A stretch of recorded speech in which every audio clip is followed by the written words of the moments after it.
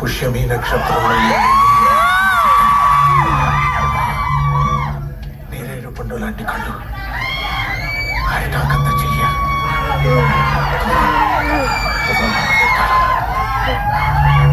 Arnon కట్టెగల వాడి పిలుపు నీకు వినిపిస్తుంది.